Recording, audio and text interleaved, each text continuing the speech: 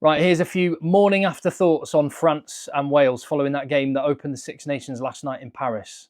Good and bad from both, and a few things that I didn't touch upon in the video immediately following the full-time whistle, but I've had a chance to just kind of percolate, and I want to start a conversation. And so please get stuck in the comments down below. And hopefully you know by now that I'm not the kind of person that does clickbait stuff. That's not my style. I don't say things to try and get any attention whatsoever. So when I say this, I have thought about it, and I'm not trying to be hyperbolic in any way. I think Gatland might be a spent force. Now, I know a lot of people will have said this already, and maybe I'm very late to the party on this. And I've defended the guy because his record is that he is one of the greatest coaches we've ever seen. His record at club level with Wasps, winning Heineken Cups and Premierships. His record at international level with Wales is phenomenal. Grand Slams, World Cup semi-finals, with the squad that he had with Wales. The achievements that he got at international level are phenomenal. So when I say it's a spent force, I guess where I think I'm at is that Warren Gatland was an incredible coach, will go down as one of the greatest we've seen, but doesn't seem like he's cut out for it in 2025. Things have moved on, and I'm not sure Warren Gatland has. And the biggest, I guess the worst indictment of this Welsh team and of Warren Gatland, and I got this from the comments in the video last night, some people in France that were watching the French television broadcast of it, and they said that Wales were described by the French TV pundits as, wait for this word, harmless.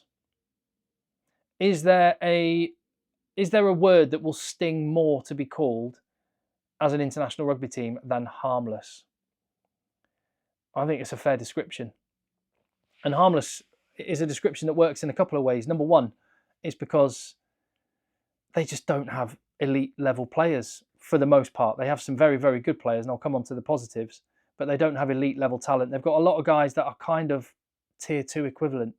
And I take no pleasure in saying this, by the way. When I think back on the Six Nations, Wales v England games just have a special place in my heart. That rivalry is really special, and the number of knife-edge games there's been over the years, and or sometimes the beatdowns that England have given Wales, or other times Wales have given England. The fact is, it ebbs and flows, but it feels like it's going to be flowing in one direction, whoever Wales play at the minute, because they just don't have good enough players. And then you can criticise Warren Gatland for some of the non-selections he has made of players who might be good enough that he hasn't picked, and that could be another criticism you could level at him. But being called harmless because they don't have massive men that you need at international level. When you look at the best teams in the world, they've got some mutants, which Wales don't really have.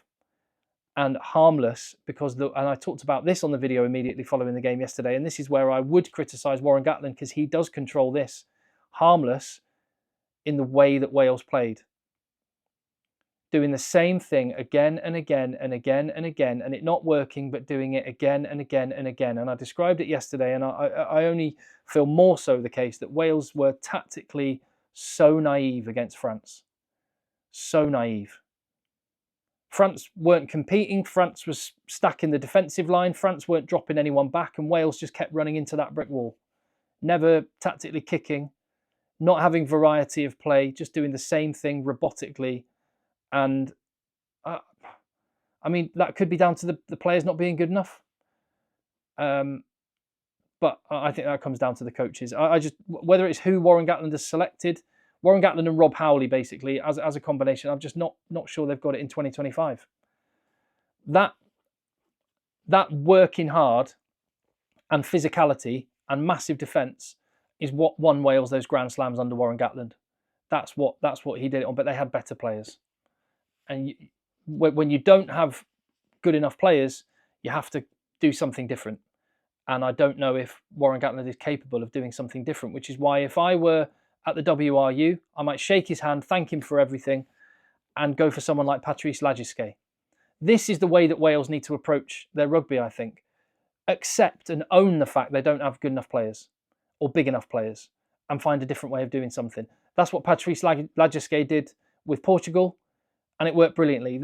Portugal, a team full of semi-professionals, French third division players, they're not tier one level in terms of physicality, so they did something different, and they became unpredictable, and they broke up the field, and they became unpredictable, whereas Wales were, for all of their good work, so predictable, painfully predictable.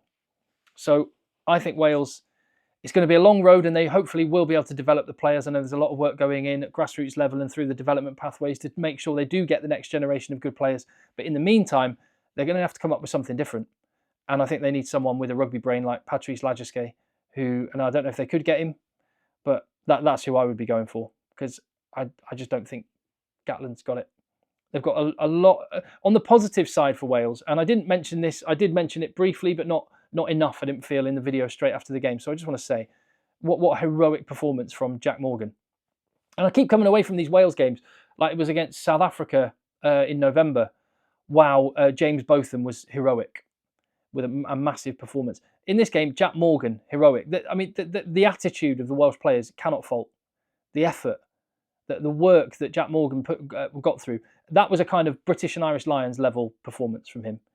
That's the sort of performance that if I were Andy Farrell watching that game, I'd be like, you know what? The heart of that lad, I want him in my squad. Talented player as well. And I thought David Jenkins as well was another positive. And those are two guys you can build a Welsh team around for the next few years. So there are positives, but you'd like to think that there are some things that they can do to solve the issue by next week. Just being unpredictable, kicking every now and again, just to change the defensive shape in front of you, and then be able to attack.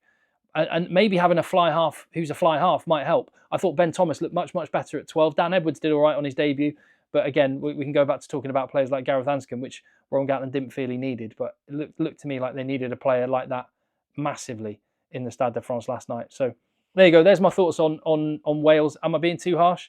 I mean, I think I'm probably late to the party saying what Gatland's got to go, but it just I was just so disappointed. I was expecting after November, after a year with these young players coming through, after a bit of time in camp, that we might see something that resembled rugby in 2025, and we just didn't. It was like they're playing all the shapes of the rugby. They're trying to do what the other rugby teams are doing, but they don't know why they're doing it. And as a result, it just, I don't know. So that comes back to coaching for me. As for France, let me talk about France for a second. I mean, I just to reiterate what I said on the video immediately following the game yesterday, not at their best, cruised 43-0. They'll be most happy with that big fat 0 in the defence column. I thought the defence was really good and intelligent. It's the number of penalties France gave away, or the few number of penalties France gave away, was really encouraging. And I think it's a slight mind shift. When you get to it didn't matter. They could take more risks at the breakdown and try and go in and jackal a little bit more or counter ruck a bit more against Wales, and they would have got away with it. But they were choosing very intelligently when to attack the breakdown and when just to go, do you know what? We've lost that. Let's stack our defensive line and go and smash them again and back the physicality that they've got. And I think at the elite level, where the margins are so narrow, that's quite a smart move. So the low penalty count is a massive positive for France. The goal line stands they made on defence and the hunger to defend and make sure they don't concede a point, even when the game's already gone, I thought showed that they've got a really good attitude. And in stark contrast to Wales, who had all sorts of lovely, nice shapes and structure, but never strayed off script, France are at their very best when they go off script. And I love to watch it. When someone makes a half break, the way that the players just bang, react, go, flood through, offloads, run angles. It's just that the intelligence of the players to react to what's happening in front of them as it's unfolding. And that's the reason you have a structure. That's the reason you have these little pod structures and you have all these moves. Isn't just to run them robotically. It's so you have something to go back to. You have something that binds you together, but having a script enables you to go off script and you know where to come back to. And that's what I love about France. And when you look at the top 14 at the minute, there are some teams that play a kind of more British and Irish style of rugby. Look at La Rochelle, Toulon, Stade Francais, Racing. They play quite a structured style of rugby, quite a British and Irish traditional style.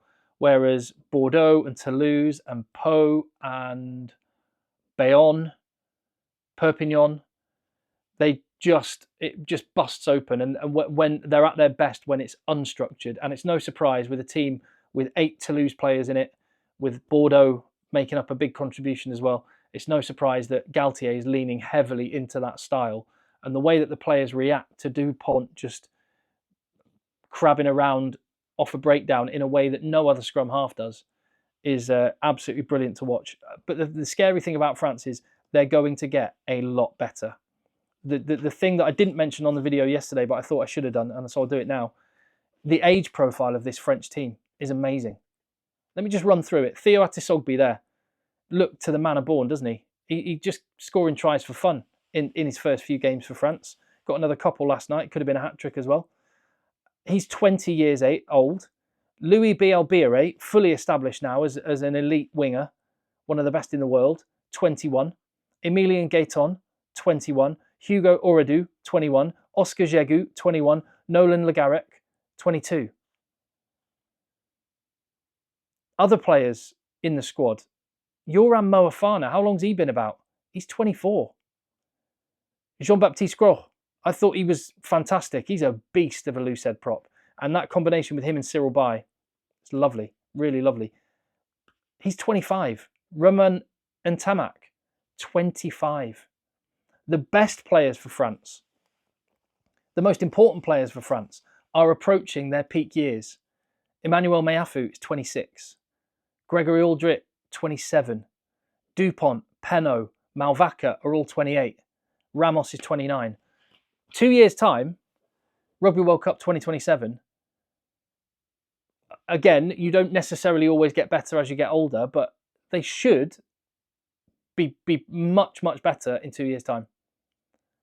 And they've got some serious talent. There are some issues, though. Second row, not convinced. I flagged this up as an issue before the game. Alexander Roumain, first game for France at second row, was not convinced by him. Line out malfunction a few times, and he spilled a few balls. Really good player, but I'm not convinced by him as a second row. And if Flamont is out against England next week still, then I think England have got something they can attack there. So they need Flamont back, and they need some proper backup for Flamont. Is that going to be Oredu? I'm not sure he's ready yet to be the main man, but maybe they go for him. And tight head prop. Antonio's still at it, and he's still brilliant. But Colombe, not convinced. France's scrum, I thought would be more dominant. Colombe, I don't think's got it.